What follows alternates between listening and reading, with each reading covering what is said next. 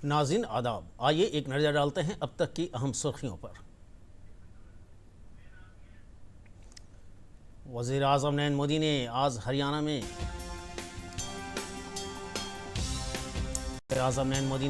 में 8,470 करोड़ रुपये के मुख्तलिफ मसूलों का इफ्तिताह किया।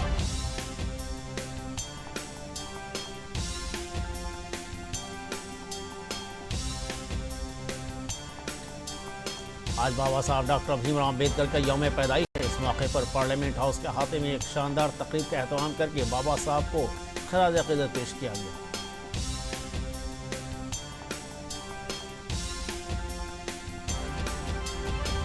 बाबा साहब के मुजस्समे पर गुलपोशी करने वालों में सदर जमहूरिया, नायब सदर जमहूरिया, वज़ीर आज़म, लोकसभा में अपोजिशन लीडर समेत कई मौजूदीन शामिल हुए।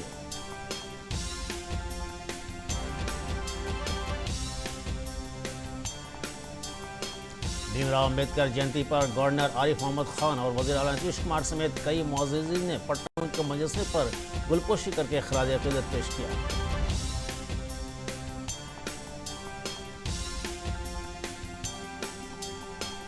पटना में भारत रत्न बाबा साहब डॉक्टर भीमराव अम्बेडकर के एजाज़ में जय भीम पद यात्रा का एहतमाम किया गया।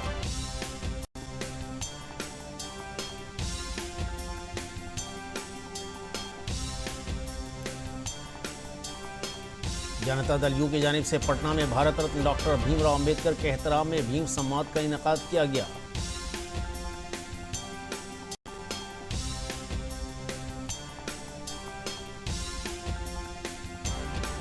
जेडीयू के कौमी सदर वज़ीर आला नीतीश कुमार ने प्रोग्राम का इफ्तिताह करते हुए कहा कि उन्होंने समाज के तमाम तबकात की तरक्की के लिए काम किया है।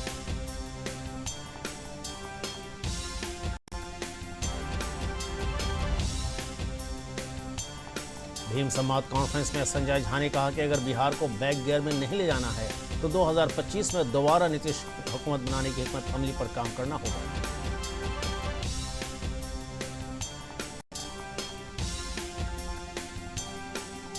वज़ीर आज़म नरेंद्र मोदी 24 अप्रैल को पंचायती राज डे पर मधुबनी के दौरे पर आ रहे हैं। इस सिलसिले में इंतजामिया तैयारियां जारी हैं।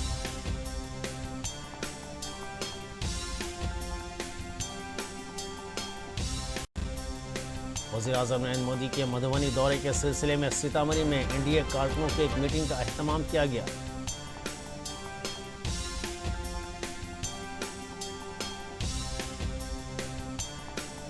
मरकजी वज़ीर मुमलिकत बराए दाखिला नित्यानंद राय ने मधुबनी में पीएम मोदी के प्रोग्राम के शिरकत के लिए बड़ी तादाद में आम लोगों को मदऊ किया है।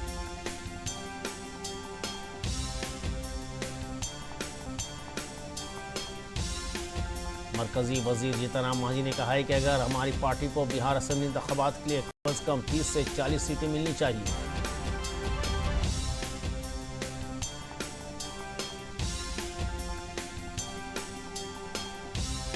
बीजेपी ने वज़ीर आज़म नरेंद्र मोदी और आरएसएस पर कांग्रेस लीडर कन्हैया कुमार के एक मुतनाज़ा बयान के हवाले से पुलिस स्टेशन में तहरीरी शिकायत दर्ज कराई है।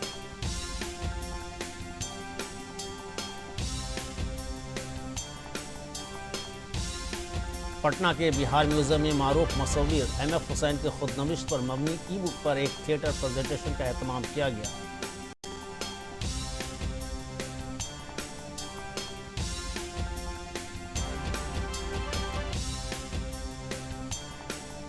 वज़ीर आला नीतीश कुमार ने आज पटना में खेलो इंडिया यूथ गेम्स 2025 के लोगो और मैस्कट की नकाबकुशाई की।